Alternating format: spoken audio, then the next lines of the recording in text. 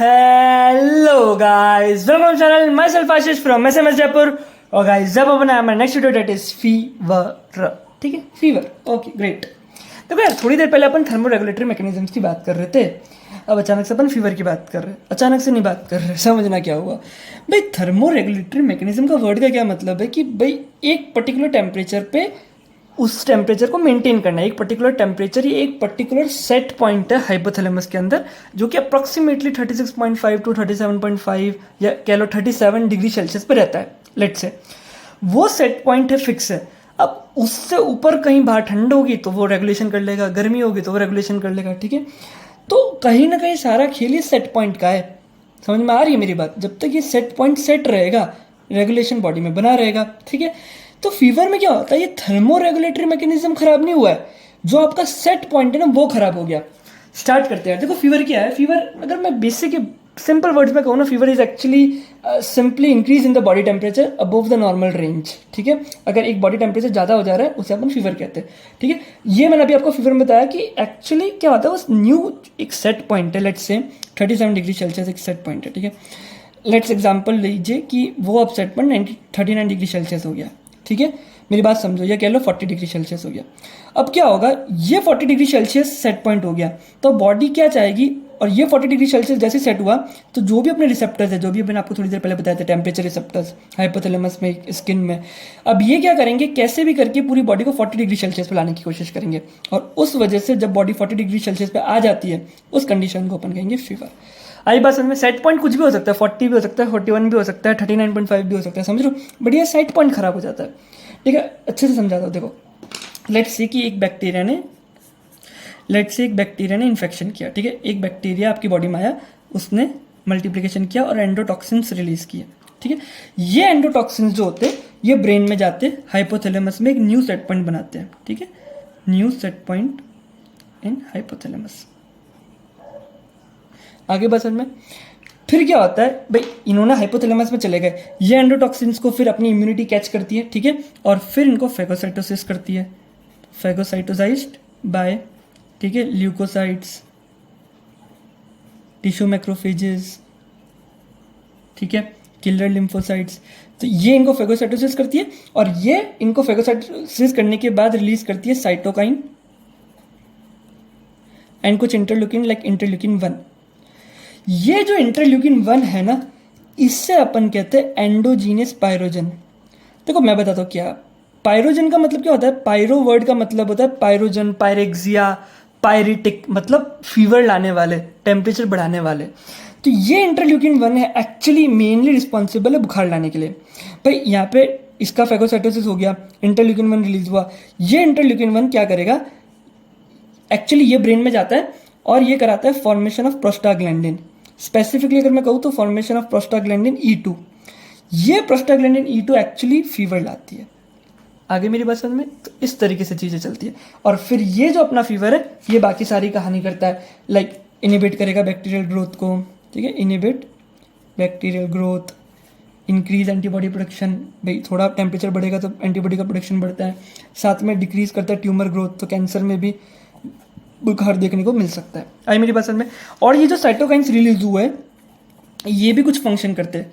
तो एक तो आपने ये देखा कि एक तो आ रहा है फीवर, साथ में उसी साथ साथ लिम्फोसाइट्स और एक्टिवेट हो रहे हैं, क्योंकि भाई अल्टीमेटली थोड़े बहुत फेगोसाइटोसिस हुई होगी तो थोड़ा बहुत इंटरल्यूकिन और साइटोकाइन रिलीज हुआ, बट सारे एंडोटॉक्सिन्स को तोड़ना है तो लिम्फोसाइट्स एक्टिवेट हो रहे हैं।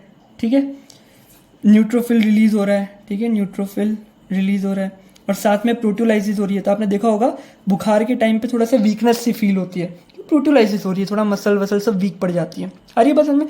तो ये पूरा फीवर का कॉन्सेप्ट है। आई मेरी बात समझ में? देखो अब हुआ क्या है भाई, ये इंटरल्यूकिन साइटोकाइन कब रिलीज हुए? ठीक है, कब रिलीज हुए? जब थोड़ा एंडोटॉक्सिन ने बैक्टीरिया को मारा।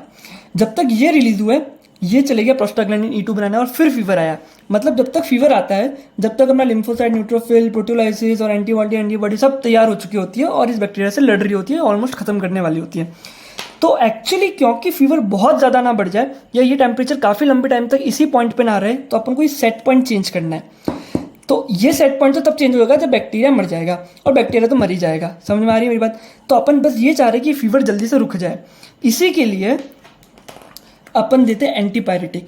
एंटीपायरेटिक जैसे लेट्स से एस्पिरिन, ये एक एंटीपायरेटिक है। ये क्या करती है, ये प्रोस्टाग्लैंडिन E2 को ब्लॉक करती है और इसकी वजह से बुखार रुक जाता है। तो आपने देखा अपन बुखार आता है तो रोकते हैं, वो इसीलिए रोकते हैं क्योंकि अपन नहीं चाहते कि बॉडी को डैमेज हो इस टेम्परेचर हाई होने से। उसी टाइम तक बॉडी लड़ने के लिए तैयार होती है। समझिए, अगर आपने बुखार रोक लिया, ठीक है, मान लो जैसे अपने पैरासीटामॉल भी दी, ठीक है, 3 से 4 घंटे उसने काम किया, फिर 4 घंटे बाद असर के बाद वापस बुखार आ गया, इसका ये मतलब है कि वो एंडोटॉक्सिन अब तक गया ही नहीं है, क्योंकि यही तो है जो बार बार हाइपोथैलेमस को स्टिमुलेट कर रहा है और न्यू सेट पॉइंट क्रिएट कर रहा है। अगर ये एंडोटॉक्सिन हट गया होता है, बैक्टीरिया मर गया होता, तो एक दवाई के बाद आपको बुखार नहीं आता। अरे बस हमें फिर अपन को डॉक्टर को दिखाना पड़ता है, एंटीबायोटिक लेनी पड़ती है और थोड़ा सा किस पर्टिकुलर ऑर्गेनिज्म ने अटैक किया होगा, जो कि अपन माइक्रोबायोलॉजी में पढ़ते हैं, तो उस तरीके से वो डॉक्टर अपन को एंटीबायोटिक देता है। अरे मजा, इंटीग्रेट कर पा रहे हो चीज़ों को, फील आ रही है, यस, ठीक है, मुझे भी फील आती है, पता है, पढ़ाने में आप लोगों को मुझे ऐसा लगता है कि हाँ यार आशीष चलो ठीक है, मतलब एक कुछ कर रहा हूँ मैं, मतलब मुझे मालूम है मैं इस लेवल पे पढ़ा रहा हूँ कि आगे जाकर आपको बहुत फ़ायदा होगा, तो मुझे ये सोच के खुशी होती है। अब देखो क्या होता है ना, एक टर्मिनोलॉजी ऐसी है जहाँ पे आप हमेशा कंफ्यूज रहोगे, क्या है वो मैं बताता हूँ। एक होता है फेब्राइल कंडीशन, ठीक है, मैं इस पेपर को थोड़ा नीचे करता हूँ। एक होता है फेब्राइल कंडीशन, एक होता है फीवर। इन दोनों में क्या फ़र्क होता है, देखो वैसे ही सेम ही होते हैं, पर मेरे को ये बात बहुत बाद में समझ में आई थी। फेब्राइल कंडीशन वो कंडीशन होती है जो फीवर लाती है, ठीक है, कोई डिसीज़ जो फीवर ला रही है, जैसे कि हो गया अपना सैल्मोनेला टाइफी का इन्फेक्शन, ये फेब्राइल कंडीशन है। मलेरिया फेब्राइल कंडीशन है, इसमें फीवर आएगा, बाद में आएगा। फीवर क्या होता है, fever is simply increase in body temperature, ठीक है। तो आपको समझ में आ गया, फेब्राइल इलनेस कोई बोले इसका मतलब ये इलनेस जो फीवर लाएगी, फेब्राइल डिसीज वो डिसीज को जो फीवर लाएगी। बट फीवर ऐसे नहीं आ जाता, मेरी बात समझो। लेट्स से ये आप बढ़िया स्वस्थ आदमी हो, ठीक है, ये आपका बॉडी टेम्परेचर है, ठीक है, और ये अपन यहाँ पे टाइम ले लेते हैं, ठीक है, आप बढ़िया जी रहे हो अपनी ज़िंदगी। अब हुआ क्या भाई, जैसे कि हाइपोथैलेमस ने एक सेट पॉइंट बना रखा है, ये सेट पॉइंट है, ठीक है, और इसी के हिसाब से आपकी बॉडी चल रही है, ठीक है। अब क्या हुआ, ये इसी के हिसाब से आपकी बॉडी चल रही है, ठीक है, इसी के हिसाब से अपना बॉडी का टेम्परेचर मेंटेन है। अचानक से किसी भी रीज़न से लेट्स से इन्फेक्शन हुआ और एक न्यू सेट पॉइंट क्रिएट हो गया, तो लेट्स से ये एक न्यू सेट पॉइंट है। अब बॉडी इस तरीके से चलनी चाहिए क्योंकि न्यू सेट पॉइंट अपने बैक्टीरिया ने किया है। होता क्या है, डायरेक्टली अपन ऐसे नहीं जा सकते, तो अपन को धीरे धीरे धीरे धीरे उस सेट पॉइंट तक पहुंचते हैं और फिर अपन उस लेवल पे मेंटेन रहते हैं। आई मेरी बात समझ में? ये जो अपन धीरे धीरे उस लेवल तक पहुंच रहे, ठीक है, जैसे ही पॉइंट रेज होता है और उस लेवल तक अपन को पहुंचना होता है, उसके बीच इस कंडीशन को, इस पीरियड को अपन कहते हैं चिल्स। देखो चिल्स क्या होता है मैं आपको समझाता हूँ। चिल्स मतलब ठंड लगना, ठीक है भाई। जब भी ये पीरियड रहता है तो इंसान को बहुत ठंड लगती है, ठीक है, उसको बहुत ठंडी लगती है, जबकि उसका टेम्परेचर बढ़ रहा है। भाई नॉर्मल टेम्परेचर ये था, ये तो न्यू सेट पॉइंट रेज हुआ है, तो जबकि उसका टेम्परेचर बढ़ रहा है फिर भी उसको ठंड लगती है। तो इस चिल्स में एक तो आपको कोल्ड फीलिंग आएगी, जबकि आपकी बॉडी का टेम्परेचर ज़्यादा ही मिलेगा। दूसरा, क्योंकि अब क्या है, अपन को टेम्परेचर बढ़ाना है ना, बॉडी को तो न्यू सेट पॉइंट के हिसाब से टेम्परेचर बढ़ाना है, तो वो क्या करेगा, शिवरिंग करेगा, बॉडी शिवरिंग करेगी। तीसरा, क्यूटेनियस कॉन्स्ट्रिक्शन होगा, क्यूटेनियस वेजो कॉन्स्ट्रिक्शन, ठीक है, क्योंकि अपन को कैसे भी करके हीट लॉस नहीं होने देनी है। और जब ये चीज़ पहुंच जाती है तो एक टेम्परेचर सेट हो जाता है। आ रही है मेरी बात समझ में? इस पीरियड को कहते हैं चिल्स। इसलिए कभी भी देखना आप डॉक्टर के पास जाओगे ना, वो पूछेगा ठंड लग के बुखार आ रही थी, ठंड लग के बुखार आ रही थी कि सिंपल बुखार आ रही थी। एक तो था बुखार आना कि भाई बुखार आई, हाँ बुखार आई, बस आई, ठीक है। तो ये जो बुखार आई ये भी एक अपने आप में फेब्रिल कंडीशन है। ठंड लग के बुखार आई, ये अपने आप में अलग फेब्रिल कंडीशन है। समझ में आ रही? बुखार तो आई इसलिए फेब्रिल कंडीशन है। तो हर माइक्रो ऑर्गेनिज्म अलग तरीके से अपना फीवर लाता है, ये अलग तरीके से उसकी अपनी एक फेब्राइल डिसीज रहती है, और इसी के हिसाब से डॉक्टर आइडिया भी लगाता है कि कौन सा माइक्रो ऑर्गेनिज्म होगा और मुझे कौन सी एंटीबायोटिक देनी है। आ गई बात समझ में? ओके। अब देखो क्या हुआ, लेट्स से कि वो जो भी ऑर्गेनिज्म था वो चले गया, तो वापस अपनी जो बॉडी का है वो set point back to normal हो गया, ठीक है। अब बॉडी ये चाहती कि इस तरीके से तुम चलो। अब उसने तो नॉर्मल कर लिया, पर अपन को तो टाइम लगेगा, ठीक है। तो ये इस बॉडी के अकॉर्डिंग वापस बैक टू नॉर्मल आने का जो पीरियड होता है, इसे अपन कहते हैं क्राइसिस। क्या कहते हैं? क्राइसिस। क्राइसिस का दूसरा नाम फ्लशिंग। फ्लशिंग बेटर नेम है, पर दोनों कहते हैं फ्लश और क्राइसिस।